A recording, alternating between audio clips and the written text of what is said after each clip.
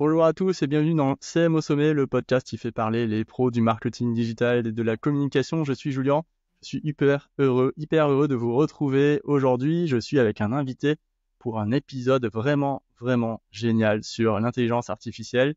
Cet invité, c'est Benoît Raphaël, qui est explorateur de l'intelligence artificielle et qui a accepté mon invitation. Salut Benoît. Salut Julien. Est-ce que tu peux te présenter à toutes celles et ceux qui écoutent le podcast? Alors moi je suis journaliste à la base, toujours journaliste d'ailleurs, et entrepreneur. Donc j'ai monté pas mal de médias il y a quelques années. J'accompagne aussi encore des médias, mais surtout je suis entrepreneur. Donc j'ai monté une startup qui s'appelle Flint et qui fait de l'IA avec mon associé Thomas Mailleux, qui lui est ingénieur, fait de l'IA depuis 2016, 2016-2017. Et c'est vrai que quand la vague ChatGPT est arrivée, on s'est senti assez légitime pour en parler, parce que nous, on le fait avec nos mains, donc on le comprend un peu de l'intérieur. Et comme il y avait beaucoup de bullshit autour de l'IA, beaucoup de rêves qui étaient envoyés par pas mal de gens du marketing et donc du coup beaucoup de bêtises qui sont faites, on s'est dit qu'on avait peut-être une pierre à apporter, en tout cas essayer de démocratiser tout ça, parce que c'est un super outil quand même pour j'appelle ça un outil d'empowerment, qui nous permet de faire des choses qu'on peut pas faire habituellement parce qu'on manque parfois d'expertise. Donc c'est un super assistant, mais en même temps il fait beaucoup de bêtises, il raconte pas mal de conneries aussi, donc il faut un peu se méfier.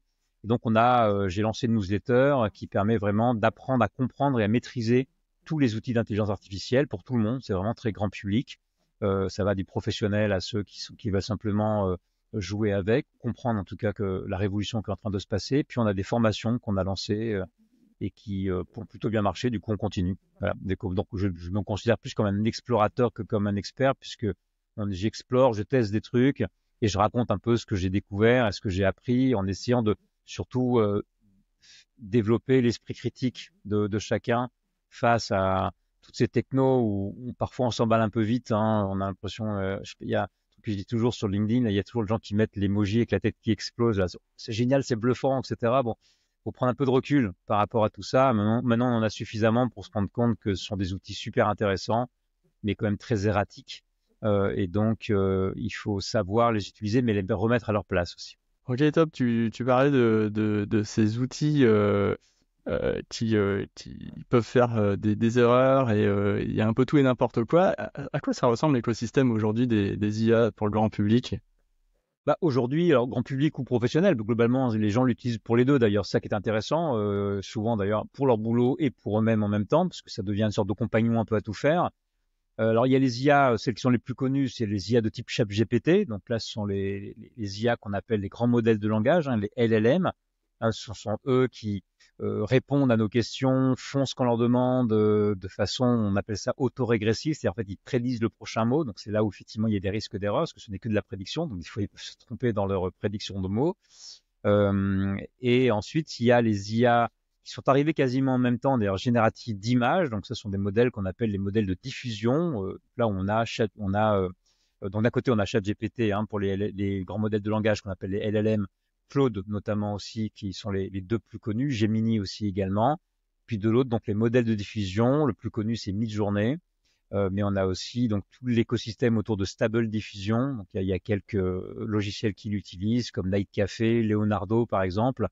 Et puis le tout dernier, qui a été fait par des anciens d'ailleurs de Stable Diffusion, qui est une des meilleures IA génératives d'images, qui s'appelle Flux, qui est une IA open source qui donne des images extrêmement réalistes.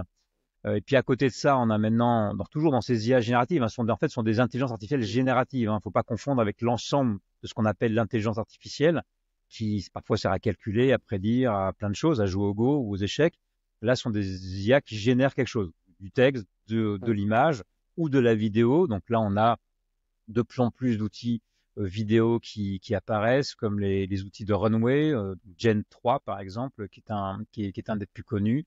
Et puis on a Sora d'OpenAI qui est pas encore sorti, mais dont tout le monde parle encore beaucoup. Voilà, donc il y a pas mal d'outils comme ça qui servent, qu'on peut utiliser, qui sont encore pas vraiment utilisables de façon professionnelle, parce que c'est des images encore courtes en général, on dépasse rarement les 10 secondes. Il faut les générer à partir souvent d'une image mi-journée. Voilà, on peut faire des petits montages et faire des petites vidéos sur les réseaux sociaux, par exemple, mais ça va pas encore très très loin parce qu'on en est vraiment au début. Hein, c'est vraiment la troisième génération, je dirais, d'IA. Puis après, on a les IA génératives de musique ou de chansons, comme Udio ou Suno, par exemple, où là, on rentre un prompt, une instruction, et ça nous donne une chanson. Et c'est souvent assez étonnant. Là, pour le coup, on commence à avoir des résultats qui sont quasiment pour certains diffusables directement sur Spotify, même si ça énerve beaucoup Spotify là-dessus. Donc voilà, en gros, c'est un peu l'environnement. Puis après, on a d'autres types d'IA pour vraiment faire le tour complet. Il y en a pas mal, mais globalement, qui sont les IA vidéo toujours, mais qui vont plutôt servir à faire du deepfake. Donc, alors deepfake, c'est un peu, ce sont des fausses images de soi-même, hein, quelque part, mais c'est surtout intéressant lorsqu'on veut créer des avatars de soi-même qui parlent à notre place. Alors ça, c'est pas encore top, sauf pour la voix. La voix nous reproduit assez facilement notre voix. La vidéo, c'est encore un peu sur les réseaux sociaux, on vous reconnaîtra quand même assez facilement, à moins de dire que c'est une IA et raconter une histoire autour. Mais en revanche, c'est extrêmement intéressant pour l'internationalisation, puisque vous pouvez maintenant faire une vidéo, par exemple, vous faites une vidéo TikTok, vous parlez face caméra et vous entrez ça alors il y a plusieurs logiciels, hein, il y a Rask AI ou Agen qui est le plus connu, et ça vous fait la même vidéo avec votre voix, la synchronisation des lèvres, mais dans toutes les langues que vous voulez. Donc, vous pouvez parler en arabe, en espagnol, en anglais, en italien. Donc ça, c'est quand même assez extraordinaire. Ça vous permet de vous dire, bah tiens, je vais devenir influenceur sur TikTok, mais dans 4 pays, quoi. Pour le tout, c'est Ouais. comme de savoir parler Ok. la langue de destination pour être sûr que ça raconte pas de bêtises. Mais globalement, c'est extrêmement puissant. Enfin, Ouais. c'est super intéressant. Donc Ouais. ça, c'est en gros, voilà le panorama, tous les outils qui sont donc des outils de création, hein, globalement, qui permettent de créer du contenu essentiellement, de faire de la synthèse aussi également, et de transformer aussi le contenu pour l'internationaliser ou pour l'adapter à différents publics. Ouais, bah merci pour cette présentation de l'écosystème. Donc nous, on va partir sur la création de contenu, c'est vraiment ce qui nous intéresse dans le podcast. On va commencer peut-être par une question qui est pas mal pour commencer. C'est quoi les erreurs les plus courantes que les pros du marketing, des réseaux sociaux, quand ils utilisent l'IA, c'est quoi les erreurs les plus courantes qu'ils commettent, tu vois, sur LinkedIn par exemple? Bah, je dirais, alors c'est une erreur sans porter de jugement moral, hein, mais c'est vrai que Oui. moi j'ai mon audience sur LinkedIn que j'ai développé mois après mois, et moi je l'ai toujours développé autour d'un contenu authentique. Donc il faut avoir quand même quelque chose à raconter, un truc à dire, une expertise quelque part quand même, un truc intéressant. Et il faut être assez authentique. Il faut parler de soi, mais parler de soi, parler de ses erreurs, de ses échecs, comment on les a résolus. Enfin, donc, cette dimension-là, le contact humain, cette dimension-là, elle est extrêmement importante. Et donc, imaginez que l'on peut gagner plein de followers d'un coup en faisant à peu près, en automatisant tout, avec des phrases toutes faites qui sont censées marcher, ou qu'on va vous vendre. Tiens, bah, du coup, là, tu vas prendre cette accroche, ce truc-là, ça va fonctionner. J'y crois pas trop, en tout cas pas sur le long terme. Ça peut permettre de faire quelques clics de temps en temps. Et donc, la première erreur, c'est de se dire, bah, je vais prendre ChatGPT pour créer tous mes contenus, quoi. Alors d'abord, comme tout le monde le fait, on finit vite par reconnaître. Ouais. Donc pour ceux qui pratiquent un peu ce genre d'outils, il y a quelques tournures de phrases qu'on reconnaît assez facilement. Donc ça se voit assez vite, et au bout d'un moment, ça énerve les gens. Et donc, ce qu'on veut quand même, c'est de l'engagement de qualité. Et encore une fois, sur LinkedIn, c'est pas juste créer du contenu, c'est aussi engager, hein, derrière aussi. Donc c'est de se dire, voilà, je peux tout faire par ChatGPT, et puis j'ai tout automatisé, et après je pars en vacances et je vais faire ça automatiquement. Donc l'automatisation, ça marche pas, d'autant plus qu'il y a quand même un risque d'erreur. Hein. Faut pas oublier que ces IA, selon les études, se trompent entre 2 et 20% quand même des cas. Donc Mm. si vous parlez d'un sujet, si par exemple vous parlez de la santé, faut un peu se méfier quand même pour éviter Mm. de diffuser des fausses informations. Ouais, ouais, c'est très juste ce que tu dis, que il faut avant tout euh, parler de ses expériences un peu, Et parce qu'en peut-être fait, de toute façon, il de y a soi. toujours Ouais, l'influenceur qui va avoir une façon de faire et ouais, qui du coup va cartonner, et qui après va dire aux autres, ben, faites comme moi. Donc du coup, il va faire une formation pour dire faites comme moi que ça, mais sauf que lui, il est déjà passé. Donc en fait, faire du clonage en fait de ce que lui a fait marche pas forcément. Et c'est vrai que se dire, bah tiens, du coup, je vais utiliser ChatGPT pour reprendre ce que lui a fait. C'est le mythe de l'automatisation. De toute façon, c'est vendu régulièrement on le voit régulièrement sur les réseaux sociaux, même si vous savez rien faire, vous pourrez faire ça assez automatique sans rien faire. Enfin, un truc, je gagne de l'argent sans rien faire, moi, j'y crois pas. En revanche, c'est évidemment étudier ce que font les influenceurs qui nous intéressent, qui sont dans notre secteur, qu'on aime bien et qui nous inspirent. Analyser ce qu'ils font et tenter de les reproduire avec ChatGPT, sans reproduire intégralement. Évidemment, ça peut être intéressant à considérer, à condition de considérer que c'est un premier jet. Ça nous incite à travailler nos contenus. Mais encore une fois, même si les algorithmes parfois exagèrent un petit peu, continue de marcher, ce qui marche de plus en plus de toute façon, ça reste quand même la qualité humaine et la relation qu'on crée avec son audience. Et puis toi, tu connais un tout petit peu quelque chose là-dedans quand même, parce que je sais pas si tu l'as dit en présentation, mais pour bien comprendre le contexte aussi, tu as un profil de LinkedIn t'as une communauté qui te suit depuis des années, quoi. Depuis presque 8-9 ans, quoi, non, sur LinkedIn. Depuis que je suis sur LinkedIn, alors je sais plus combien, enfin depuis quasiment la création de LinkedIn. Mais après, ça a vraiment commencé à décoller quand je me suis vraiment investi dedans. Donc, il n'y a pas de secret sur LinkedIn. Hein, le premier truc, c'est la régularité. Il n'y a pas besoin de créer beaucoup de contenu. Il faut en créer de façon régulière. Il faut s'adapter à son audience. Donc, l'heure à laquelle il faut publier, ça dépend de ton audience. Et, moi, je fais des tests, mais il faut tester, en fait. Je crois pas aux vendeurs de méthodes. Ils disent, tiens, il faut à tout prix faire à 7 heures ou 8 heures. Non, ça dépend de ton audience. Si ton audience, elle se lève tôt le matin et qu'elle a l'habitude d'aller sur LinkedIn le matin, fais le matin. Si c'est le soir, fais le soir. Et puis, encore une fois, et la régularité va permettre à tes contenus de revenir aussi. Tu vois, donc, ils vont être repoussés par l'algorithme si ton deuxième contenu a marché. Donc, c'est hyper important d'avoir cette régularité-là. Mais 2 contenus par semaine, c'est déjà très bien. L'important, c'est qu'ils soient bons. La régularité fréquente, elle a un intérêt, c'est qu'elle t'oblige à écrire. Et tu sais, c'est le mythe de la page blanche. Et en fait, si tu écris peu, tu as plus de mal à écrire. Si tu écris souvent, tu as moins de mal à écrire. Donc, la valeur, elle est plutôt là que le fait de dire tous les jours, je serai super présent pour tout le monde. On est dans un monde où les gens sont tellement saturés d'informations qu'il faut aussi faire attention à pas polluer avec n'importe quoi. Et après, moi, je l'ai construite vraiment par cette régularité-là, en essayant d'avoir une voix différente. Et je me suis énormément aidé de l'IA. Pour le coup, moi, elle m'a énormément aidé. Elle me fait gagner beaucoup de temps. Hein. Je peux écrire, quand j'écris 3-4 contenus par semaine. Grâce à l'IA, je le fais en moins de 2 heures, quoi. Je le fais le lundi matin en général, et je tout ensuite, je programme en fait en général. Et l'IA en fait m'aide à soit me remettre les idées en place. Donc je veux parler d'un truc, mais je sais pas trop comment, ou il y a un sujet que je trouve intéressant. Tiens, comment est-ce que je pourrais l'aborder? Donc ça me permet d'avoir un premier plan, un premier jet qui souvent va m'aider à réfléchir. Et ensuite, j'ai aussi un prompt très particulier personnel que je partage dans ma formation, mais que j'ai vraiment travaillé au fur et à mesure et que j'utilise quasiment tout le temps et qui parfois me permet de générer 80% de mon post en fait. Après, je vais changer le style, je vais faire le dernier kilomètre, je change un peu l'accroche et ça me fait gagner énormément de temps parce que le vrai danger, le vrai truc qui est compliqué quand on crée du contenu, c'est la charge mentale. Et par moment, t'es le matin et t'as pas la tête à ça, quoi. T'es crevé. Et donc, du coup, t'as un peu du mal à réfléchir. Donc, il faut s'alléger un peu. Et donc, toute cette partie de cracher le premier jet, en fait, souvent, c'est pas la partie la plus intéressante, en fait, je trouve, en tout cas. Au début, pour moi, c'est la recherche, d'abord, réfléchir un peu au sujet. Après, tu craches un premier jet. Donc là, déjà, tu gagnes du temps de cerveau. Et puis après, tu mets en forme, tu changes les trucs. Et puis, c'est vraiment comme travailler avec un stagiaire, hein, donc quelque part. Hein. C'est vraiment, tu lui fais pas faire le truc du début jusqu'à la fin. Il va t'aider sur certaines parties que tu peux déléguer justement.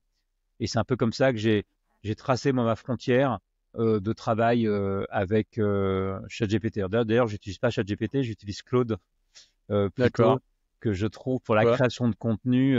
Claude Sonnet 3.5 plus précisément, qui est le modèle le plus intelligent de l'entreprise Anthropic. C'est clairement l'IA la meilleure pour écrire du contenu. Ok. Actuellement. Ça change, mais Claude est en tête là depuis le mois de mars. Hein. D'accord. Ok. Écoute, c'est très intéressant ce que tu dis sur ton process pour écrire un post LinkedIn. On va peut-être reprendre les étapes, tu vois. Du coup, ce que je comprends, c'est que toi, tu dialogues, t'as instauré un dialogue avec Claude. ton assistant IA. Du coup, toi, tu as une idée, est-ce que tu écris ton idée sur Claude, c'est ça? Et tu lui demandes peut-être qu'est-ce que tu lui demandes, tu vois?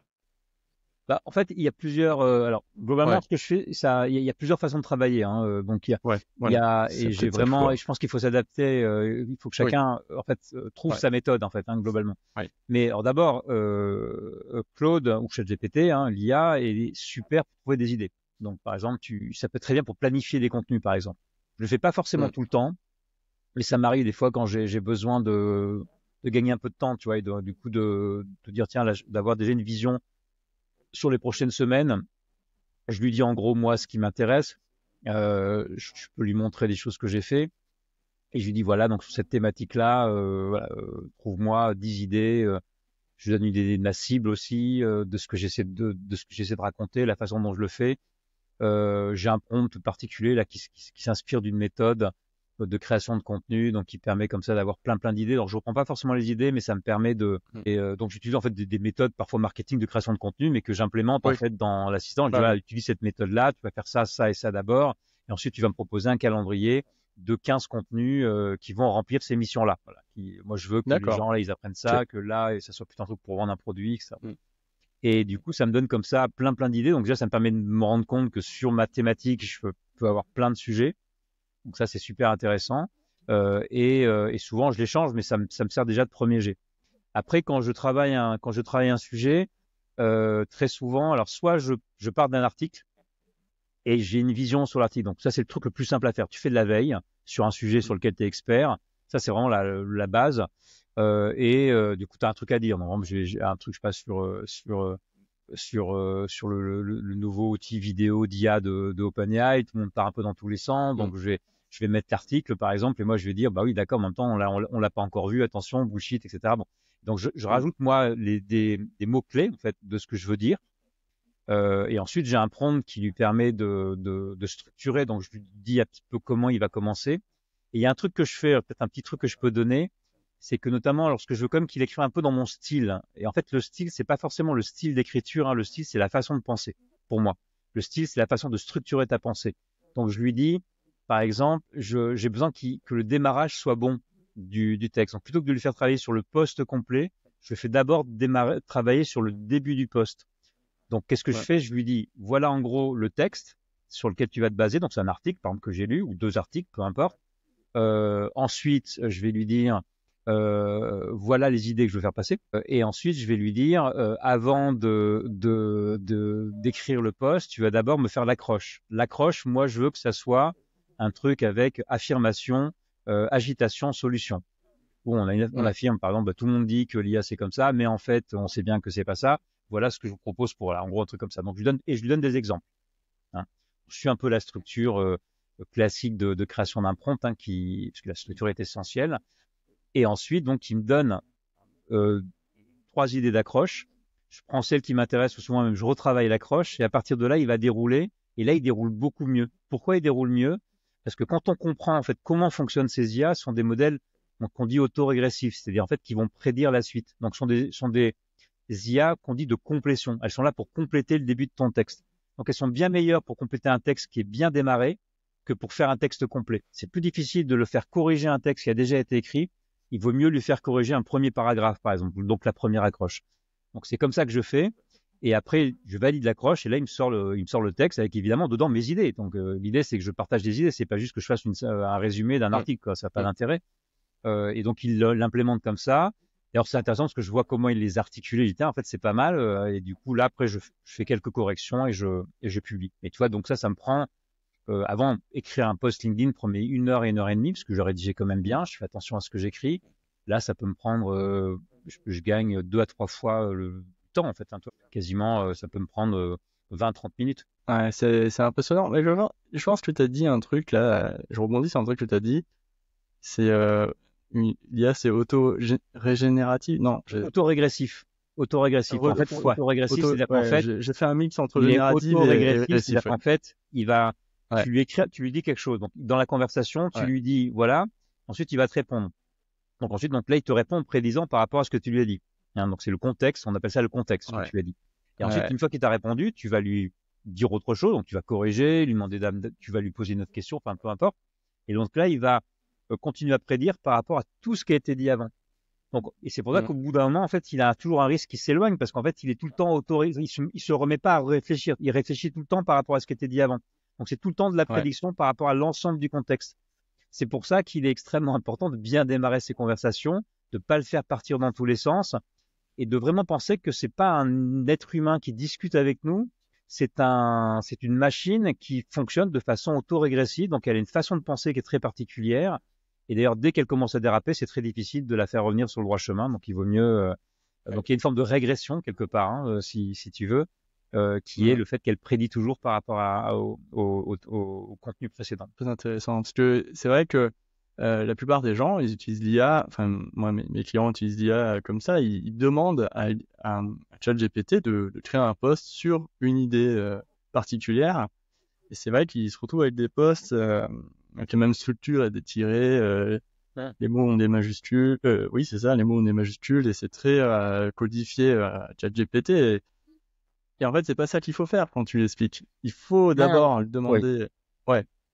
Oui, en fait, je sais pas si tu connais les livres de Daniel Kahneman, mais je t'invite à les lire parce que c'est un classique, c'est un prix Nobel de l'économie qui a écrit un livre qui s'appelle Thinking Fast and Slow. Donc, en français, je crois que c'est Système 1, Système 2, les deux vitesses de la pensée, et qui t'explique donc que le cerveau, donc il a fait beaucoup de travail, il est neuroscientifique, que le cerveau en fait a deux vitesses de la pensée. Il y a la pensée automatique que tu as en général, qui te sert par exemple quand tu as appris à conduire, tu te mets en pensée automatique. Quand tu apprends à conduire, tu te mets en pensée pas automatique parce que tu as besoin d'être hyper concentré.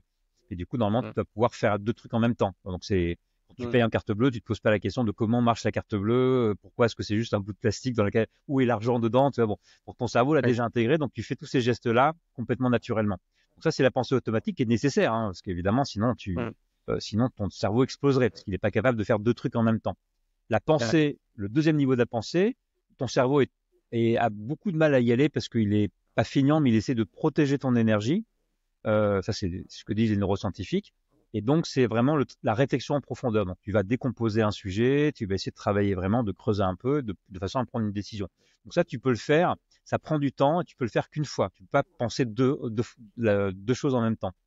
Donc ça, le système 2, ChatGPT, c'est pas fait.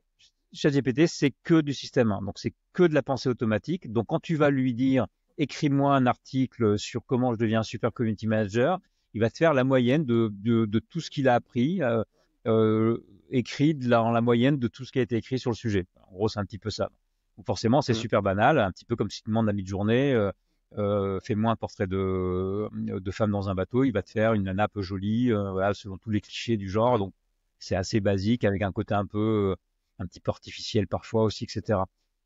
Pour faire passer ChatGPT en système 2, alors c'est pas possible dans le sens où techniquement il peut pas, parce qu'on n'est que sur de la prédiction, il réfléchit très vite, c'est de l'obliger à ralentir. Donc là, il y a une technique qui a été étudiée par les chercheurs qui se sont rendus compte que quand on demandait à ChatGPT de réfléchir étape par étape, on appelle ça le système de chain of thought, c'est-à-dire la chaîne de pensée.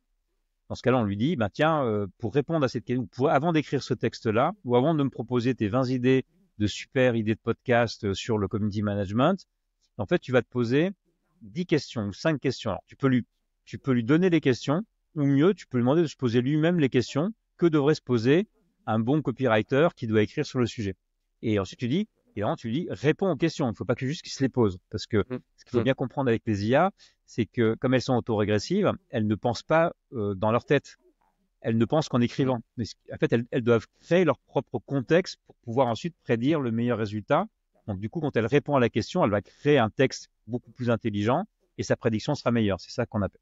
Donc, ça les oblige quelque part à pas répondre tout de suite, à prendre le temps, créer plus de contexte. Donc, du coup, en répondant aux questions, de quoi a vraiment besoin l'audience du community manager, de quoi, qu'est-ce qui va vraiment être un texte impactant, etc. Qu'est-ce qui est un texte qui n'est pas impactant? Donne-moi un exemple, etc. Toi, tu peux lui faire poser plein de questions, ou alors tu peux lui demander de te poser des questions. Pose-moi 20 questions sur ce que j'ai envie de faire, ce que je veux partager, quelle est mon audience. Du coup, il te pose des questions, tu y réponds, et donc là, tu vas voir que la réponse va être beaucoup plus qualitative parce que tu l'as obligé justement à prendre le temps quelque part de réfléchir et de répondre à la question. Donc ça, c'est la première chose que je fais. Et donc d'ailleurs, quand je fais écrire un post sur LinkedIn, je lui demande aussi de se poser des questions et d'y répondre toujours. D'ailleurs, ça me permet de voir si les réponses me conviennent, ça me permet de corriger. Donc toujours le faire travailler par étapes. Parce qu'en fait, écrire un texte, et je terminerai avec ça, c'est une tâche complexe. Il faut penser le sujet, penser à ton audience, savoir construire une idée, avoir une idée aussi, avoir un truc à dire. Et l'IA n'a rien à dire, fondamentalement. Et ensuite, comment est-ce que je vais l'écrire et comment je vais l'articuler. Donc tout ça, c'est complexe. Et comme l'IA générative ne sait pas faire de tâches complexes, il faut décomposer chaque étape pour arriver à un résultat qui soit intéressant. Et on peut arriver à des très bons résultats. Il faut juste savoir que tu n'auras jamais de bons textes en sortie.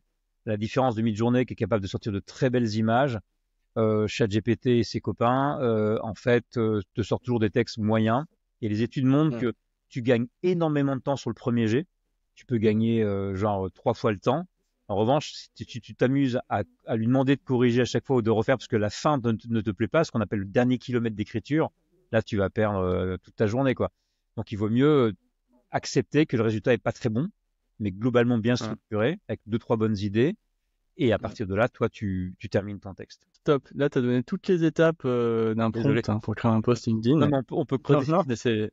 Non, mais Non, on peut... Ouais, non, mais c'est super intéressant parce que là, tu as donné énormément d'éléments et c'est vrai qu'il faut penser à séparer tout ça et c'est pas logique dans notre tête d'humain. Nous, parce que nous, on veut aller droit à la solution.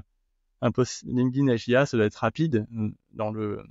c'est un peu la promesse qui est faite par l'IA, c'est de nous faire gagner du temps. Donc, souvent, d'ailleurs, j'ai des gens qui me disent, du coup, tes prompts, c'est super dur à faire. Du coup, pour faire le prompt, j'aurais pu réécrire l'article. Alors, c'est vrai, sauf qu'en fait, tout le truc, c'est de faire travailler l'IA sur des tâches que tu vas répéter. Fais-le pas travailler sur une tâche que tu ne referas jamais. Enfin, fais-le si tu veux, mais c'est pas tout l'intérêt, c'est de bien structurer ton prompt ou tes étapes de prompt et ensuite de l'automatiser. Donc là, pour l'automatiser, il y a plein de techniques. D'abord, tu peux mettre tes prompts. Moi, j'ai un catalogue des prompts, donc je le mets dans un Notion et donc je les récupère. Et après, j'ai un autre système que j'utilise pour les 5 prompts que j'utilise régulièrement. Donc, faire un résumé d'articles scientifiques, ce qui n'est pas la même chose. Écrire un post pour LinkedIn. Quand j'ai besoin de générer un expert, par exemple, un expert dans tel ou tel sujet, donc j'ai un truc qui dit je veux qu'il sache faire ça, ça et ça, il me fait le prompt de l'expert. Agis comme un spécialiste en marketing qui connaît tel ou tel truc. Donc j'ai comme ça j'ai des trucs de réponse à un mail aussi. Donc ça, c'est des raccourcis clavier. Donc j'utilise un outil qui s'appelle Text Expander. Et du coup, je mets mes raccourcis clavier, donc j'en ai 4-5 que je connais par cœur. Et donc là, du coup, j'ai mes prompts très complexes. J'ai juste à mettre 3 lettres et ça s'affiche directement. Donc il faut vraiment organiser sa base de prompts. Donc c'est pas un truc qui demande pas de travail, encore une fois. C'est quand même une technique. C'est pas un truc de feignant. C'est un truc qui te permet de libérer ton cerveau et même parfois d'être plus créatif parce que quand on travaille tout seul, et notamment si on est entrepreneur et on est parfois tout seul, on n'a pas toujours, même si on a des partenaires, des fois ils ont autre chose à faire que juste brainstormer avec nous. C'est aussi un bon outil de brainstorm. Donc c'est vraiment fait pour ça. Et après, donc il faut bien travailler ses prompts. Une fois qu'on est content, en fait c'est celui-là qu'on va utiliser, qu'on va copier-coller. Il faut pas à chaque fois refaire le prompt, sinon c'est. Et puis après, avec le temps, on a tellement pris l'habitude que du coup les prompts nous viennent beaucoup plus facilement. Il faut juste bien comprendre ce qu'est la structure de base d'un prompt. Il y a une structure de base qu'il faut bien connaître et à partir de là, tout se construit. Du coup, moi, ça me donne envie de te poser la question, à quoi ressemble la structure de base d'un prompt?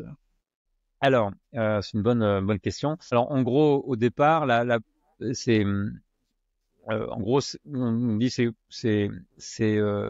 contexte, tâche, format, exemple, souvent. Des fois, on dit rôle, tâche, format, exemple. En gros, c'est pas moi qui l'ai inventé, mais c'est ce qui, petit à petit, c'est un petit peu sédimenté dans tous les usages.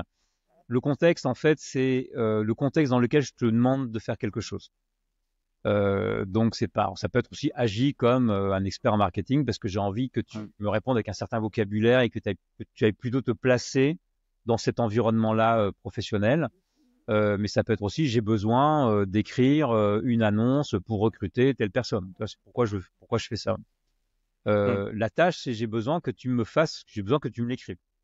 Là, c'est donc je dois rédiger une annonce, j'ai besoin que tu me rédiges une annonce, etc.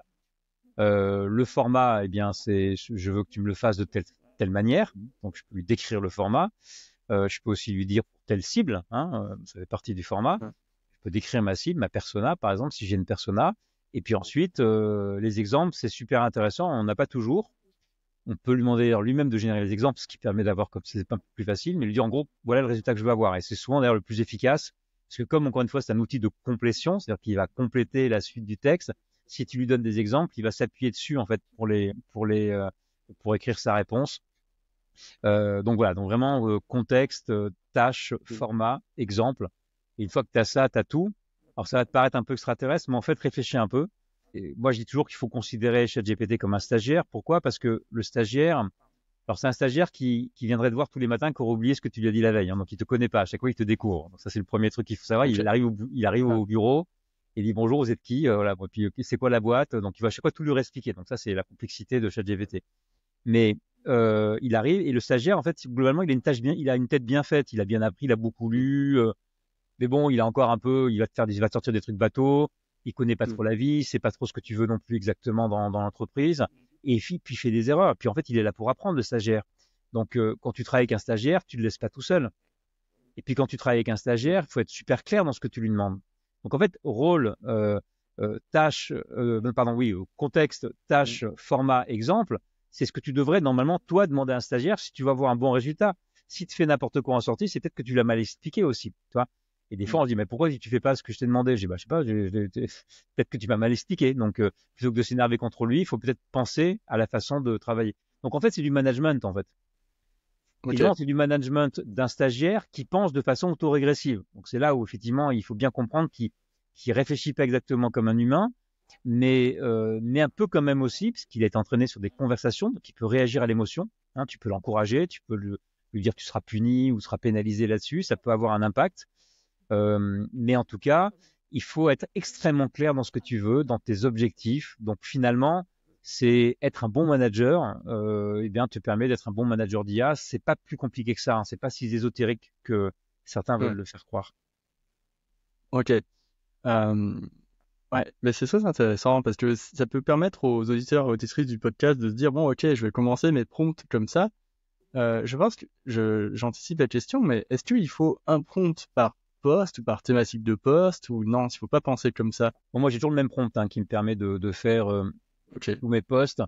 Après, tu peux adapter si tu veux, c'est des éléments plus ou moins importants. Encore une fois, il faut prendre aussi ce qui marche. Donc, les prompts parfois les plus simples sont les meilleurs. Donc, c'est vraiment.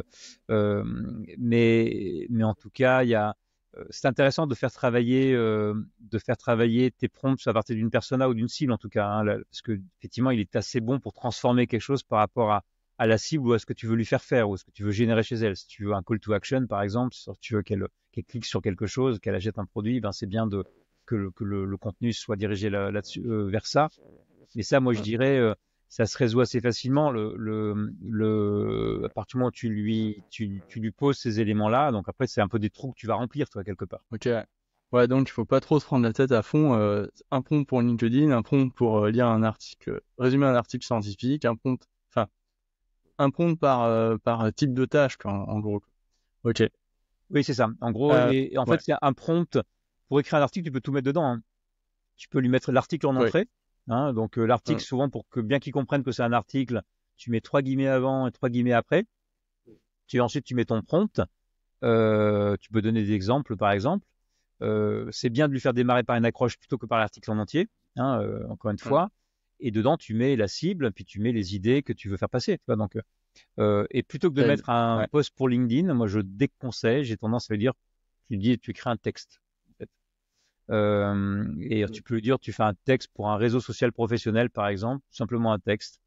Pourquoi? Parce que quand tu lui dis écris un article, écris un post LinkedIn, en fait, il va aller se positionner. C'est en fait, on appelle ça la façon dont ils pensent, on appelle ça la vectorisation. Quand tu leur donnes des mots, tous les mots que tu vas leur donner vont quelque part jouer le rôle de coordonnées GPS qui vont l'emmener dans un espace sémantique.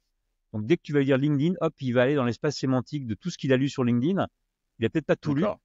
il a peut-être mal lu, et surtout, il a lu des articles d'il y a longtemps. Donc, à l'époque, on mettait plein d'émojis peut-être. Et du coup, il va avoir tendance, notamment les articles, il va avoir tendance à aller, en plus qu'il n'a pas forcément toujours absorbé de la qualité, donc il va aller tendance à aller sur des choses assez banales, et il va un peu, ça va donner un peu un biais quelque part d'écriture. Donc, le fait de lire un D'accord. texte, c'est souvent assez le meilleur moyen en fait d'avoir quelque chose de beaucoup plus neutre sur lequel tu vas pouvoir travailler beaucoup plus facilement, pardon. Ah ouais, ouais, c'est très intéressant, hein. En fait, moi, je vois comment j'utilise l'IA de temps en temps. J'utilise, moi, personnellement, peu l'IA parce que j'utilise que pour un truc pour donner la forme finale, en fait. Moi, j'aime bien écrire, j'aime bien trouver les idées moi-même, écrire. Et souvent, quand j'écris, c'est un peu fade parce que j'ai pas la pensée copywriting de LinkedIn. Il faut être hyper impactant. Comme tu l'as dit tout à l'heure, c'est pas facile d'écrire sur LinkedIn. Il faut être impactant, incisif, très rapidement rentrer dans le sujet. Moi, j'ai plutôt tendance à écrire des longs trucs et je le mets dans le chat GPT pour qu'il me transforme ça en un truc plus impactant, plus rapide, plus snack, voilà. Et j'utilise comme ça. Mais ce que tu me dis là, ça va m'aider, je pense, à peut-être obtenir des choses encore plus comment j'écris. C'est vrai, parce que c'est vrai qu'il met pas mal d'emojis, mais toujours des trucs comme ça. Parce que je lui dis de faire un post LinkedIn. Et c'est intéressant ce que tu dis. Oui, d'autant plus que ça t'aide aussi à réfléchir hein, quand même. Donc toi, ça peut t'aider aussi à structurer ta pensée. Tu peux demander déjà un premier jet avec soit un plan ou soit simplement un premier Ouais. jet. Même si le premier jet est pas bon, mais en fait, Mm. tu vas voir il va te prendre en fait les notes, par exemple, que tu as prises hein, ou Mm. l'article que tu as Mm. lu, et il va te les mettre dans un sens. Et tiens, c'est marrant, la façon dont il va structurer en fait le récit hein, ou la pensée, du coup, est intéressante. Et toi, ça va t'aider aussi à réfléchir. Donc, je pense qu'il y a ce côté quand même inspiration et pas inintéressant. Et je vais te Mm. raconter une histoire. Mon associé qui est ingénieur, donc lui, alors, je dirais pas qu'il écrivait mal parce qu'en fait, il avait jamais écrit. Donc peut-être il avait surtout un gros syndrome de l'imposteur parce que bah, le tech de la bande, c'est celui qui, moi j'étais journaliste, toi, donc il écrit pas, toi, il sait pas écrire, il Mm. fait que coder, tu Mm. vois. Bon, alors que c'est un mec hyper intelligent, qui a plein de choses à raconter, qui a une façon de penser, de voir les choses, de voir le monde, etc. Et du coup, il s'est dit, bah, moi j'ai envie d'essayer d'écrire des articles de pédagogie pour expliquer aux gens comment marche l'IA de l'intérieur, tout ça, quoi. Et en fait, il a utilisé ChatGPT pour l'aider à écrire. Donc, il disait, ben tiens, là, je veux dire ça, donne-moi 10 façons de le dire. Tu vois, comment est-ce que je pourrais structurer mon récit? Donc, lui, il a appris, par exemple, la structure en pyramide inversée. Tu vois. Ah, donc, du coup, tu commences par le truc le plus important, puis après, tu descends dans les détails, par exemple. Tu vois, ce genre de Mm. choses.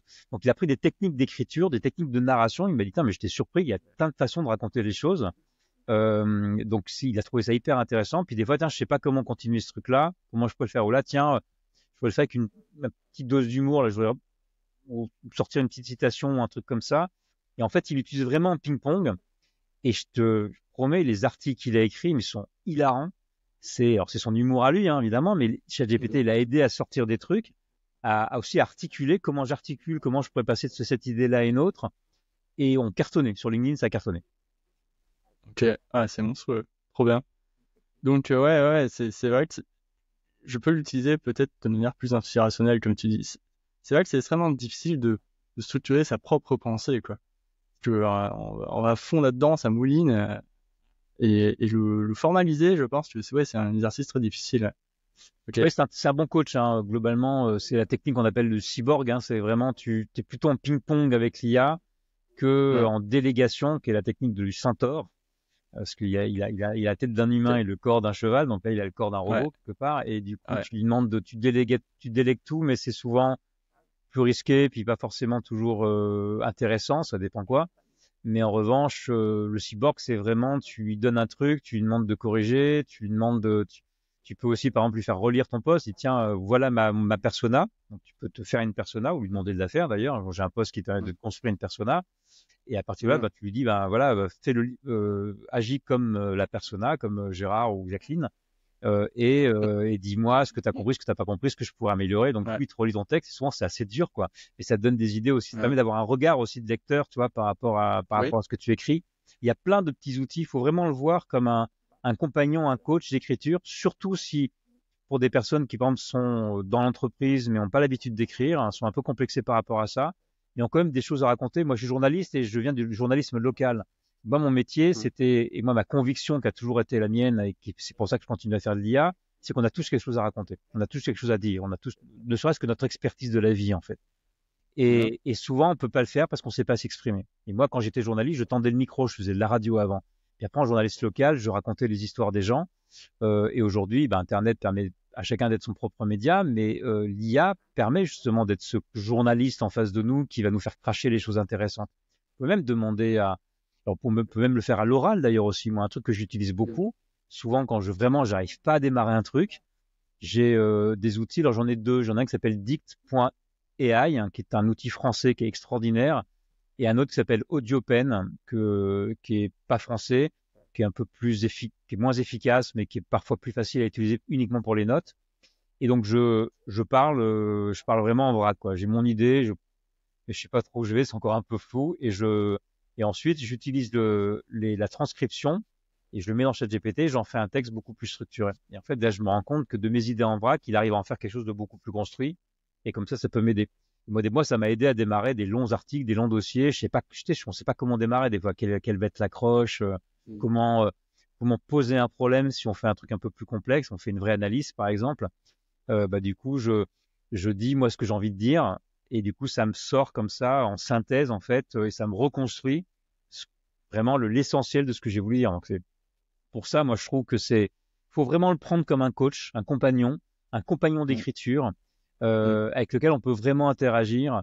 Il faut pas hésiter de lui demander surtout, donne-moi 10 idées, donne-moi 10 façons de faire, plutôt de lui dire, fais-moi ça, dis plutôt, fais-moi 10 versions, tu vois, parce que dans ce qu'il va proposer, il y a souvent beaucoup de déchets, donc il faut avoir beaucoup de variations pour pouvoir choisir. Ouais, c'est vraiment hyper intéressant ce que tu donnes. En fait, tu exprimes ta pensée et ça le transcrit tes outils et lui il le reformalise. Mais moi, c'est vrai que ça pourrait m'aider. Oui, parce qu'il y a des gens qui comme sont ça. pas du tout écrits. Moi, je pense en écrivant, mais il y a des gens qui préfèrent penser à l'oral. En fait, c'est des gens de l'oral, tu vois, quelque part, et donc ils sont beaucoup plus à l'aise avec ça. Donc en fait, ça peut les aider beaucoup, en fait, à faire sortir des idées. On peut aussi même avec ChatGPT en mode question-réponse, mettre le ChatGPT dans un rôle. Donc là, on a uniquement un vocal, on utilise la version vocale et on lui demande de nous poser des questions. Et dans ce cas-là, on répond et on peut s'enregistrer comme ça. Et puis on enregistre ça. Et puis du coup, à partir de ça, on enregistre ou alors on demande à ChatGPT de faire la transcription, peu importe. Et à ce moment-là, de ce truc-là, on peut sortir des choses intéressantes. En fait, souvent quand on répond, voilà, tout ce que je t'ai dit là, en faire un article, ça me ferait chier parce que comment je vais construire le truc, par quoi je commence, etc. Mais imagine là, je prends uniquement toutes les questions que tu m'as posées qui sont intéressantes, mes réponses sont intéressantes, j'en fais une synthèse et du coup j'ai toute la matière pour faire un article et je peux lui demander même de me faire l'accroche, tu vois, et du coup j'ai déjà 80%, 90% du boulot qui est fait. C'est là, tu vois la puissance quand même de ces outils à partir du moment où tu travailles sur tes propres notes, tes propres pensées, etc. Ouais, là tu fais ta newsletter, ton article de blog, ton post LinkedIn. Ouais, avec ouais, c'est vrai que j'y pense pas à faire ça, mais c'est vrai que c'est très intéressant. Ouais. Et même des posts LinkedIn que j'ai fait comme ça en fait. Alors plus les posts, tu vois, un peu pas développement personnel, mais où je raconte un peu mes galères d'entrepreneur, tout ça, etc. Ma vie à Bali.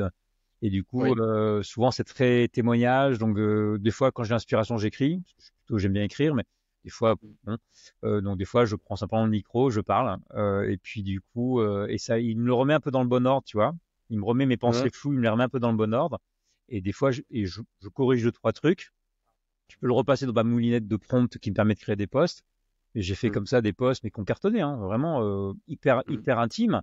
Parce qu'en fait, c'est ma voix, tu vois, qui parle. Donc, du coup, ça reprend comme mes expressions, mon ressenti. Après, il y a un peu de mise en forme que je fais moi. Lui, il restructure un peu, tu vois. Donc, chacun sa place, en fait. Tu vois, c'est ce que j'appelle, moi, la frontière de travail avec l'IA. Il faut savoir la définir. Qu'est-ce que tu lui délègues?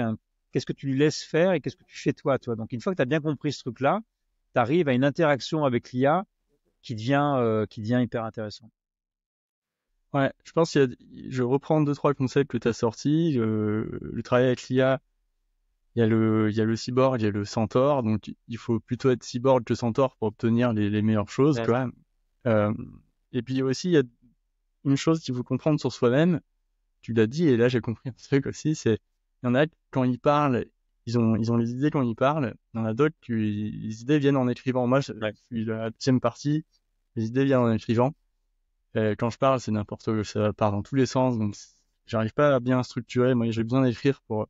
Et ça, il faut comprendre comment on est. Et je pense qu'il y a aussi énormément de gens qui arrivent pas à écrire et qui arrivent pas à avoir d'idées en écrivant. Et ça, donc il faut comprendre en quelle catégorie on se trouve, quoi.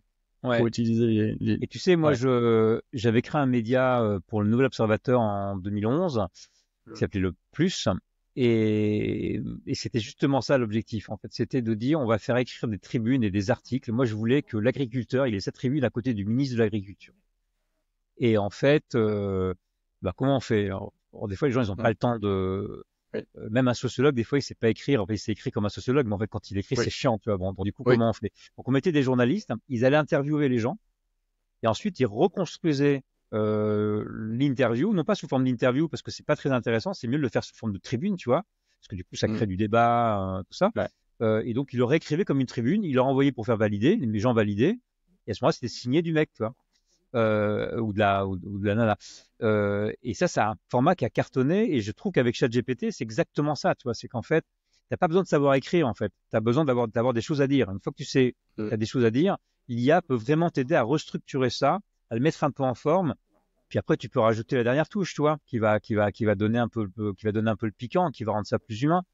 Et de toute façon, si déjà ta pensée, elle est forte, l'IA, elle est décevante, elle est banale, mais elle sera pas banale, puisqu'en fait, ça vient de toi, tu vois. Donc, quelque part, encore une fois, c'est tout ce que toi, t'as amené. Il faut juste l'amener la bonne matière. Faut pas juste lui demander d'écrire un article sur tel ou tel sujet et penser qu'elle va le dire mieux que toi, enfin, qu'elle va le penser mieux que toi, plutôt. Un bon conseil que je donne, c'est on pense très facilement en marchant.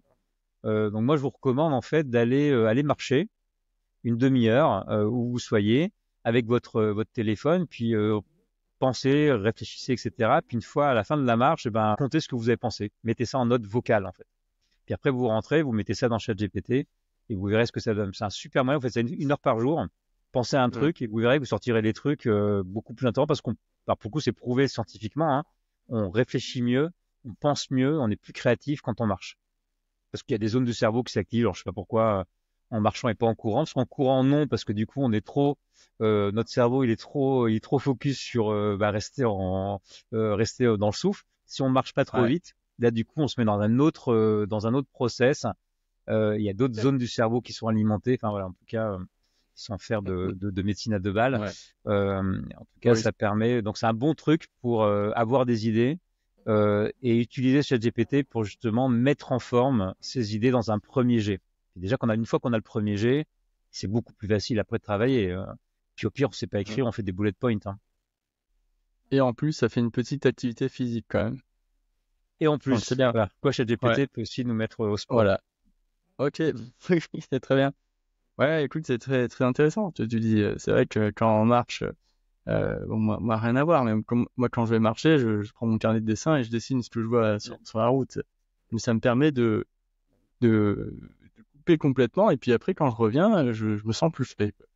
C'est vrai. Et je pense que peut-être le raconter, dire ce que j'ai ressenti ou quoi, et l'envoyer dans le chat GPT, ça pourrait être intéressant de le faire. Ok. Du coup, je vais poser une dernière question. Comment on fait pour se former quand on est un pro du marketing digital? Il faut. Alors bon, moi j'ai une formation. Alors c'est pas une formation directement marketing, mais on travaille beaucoup sur le contenu. Moi, je suis journaliste à la base, et puis pas en étant influenceur avec des gros guillemets. Parce qu'en faisant ce travail de créateur de contenu, c'est une forme de marketing évidemment. Même si moi je mets le contenu avant le produit. Pour moi, mon produit c'est ce que je raconte. Et après on vend notamment des formations, entre autres. Mais donc j'ai une formation là-dessus. Mais au-delà de ça, je pense que le plus important, c'est vraiment il faut d'abord, quelle que soit la formation que vous faites, prenez des formations qui vous expliquent d'abord comment ça marche, pour que vous compreniez vraiment comment fonctionne la machine. Si Ayrton Senna, qui était un des champions du monde de Formule 1, il connaissait par cœur en fait le moteur de sa voiture, mais surtout avant chaque course, il parcourait le circuit à pied. Il a regardé chaque trace, chaque marque, etc. Il avait besoin d'une connaissance parfaite de son contexte et de la machine qu'il utilisait, parce qu'en fait, d'abord, sa vie en dépendait. Bon, il en est mort, mais c'est un autre problème. mais en tout cas, il est devenu champion comme ça. Et donc, c'est la même chose. Si vous voulez, c'est un outil qui est effectivement très erratique, mais une fois qu'on le sait, on peut l'utiliser justement, on peut l'utiliser à son profit parce que du coup, parce qu'il est erratique et qu'il se comporte, il réagit beaucoup à l'émotion. C'est un outil créatif intéressant. Il est très bon en synthèse. Bien comprendre comment ça marche. C'est quoi un réseau de neurones? C'est quoi ce qu'on appelle les transformers? C'est quoi ce qu'on appelle les tokens, etc. Donc, c'est des mots qui paraissent un peu bizarres. C'est pas de la théorie parce que, alors moi, c'est ce que j'essaie de faire dans ma formation, mais d'autres le font. C'est en fait, une fois qu'on a compris ça, en fait, ça nous permet de comprendre quand on lui parle, quand on lui écrit, quand il répond, de mieux comprendre et donc de mieux l'utiliser. C'est vraiment, c'est comme un moteur à injection, il ne fonctionne pas de la même manière qu'un moteur diesel, quoi, quelque part. Donc, c'est vraiment arriver à comprendre ces éléments-là.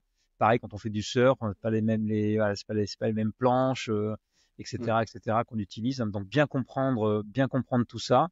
Et puis ensuite, je pense il faut s'y mettre. Donc, le truc, c'est de s'y mettre tous les jours. Donc, il faut tout de suite aller vers des formations qui vont nous apprendre à faire des choses qu'on fait quotidiennement, qui vont nous rendre service pour un truc très simple quotidiennement, pour être sûr qu'on le fasse tous les jours. Parce qu'en fait, c'est comme la photo. Moi, j'ai fait de la photo. Et on dit souvent comment on apprend à faire de la photo. Alors, on peut lire tous les bouquins qu'on veut. En fait, si tu fais pas de photos, donc faut regarder des photos, tu regardes les autres photos et tu fais des photos tous les jours. Pareil, donc là, il faut regarder les prompts que font les gens. C'est bien quand les formations ont un guide des prompts, comme ça on se les garde et puis on les améliore soi-même.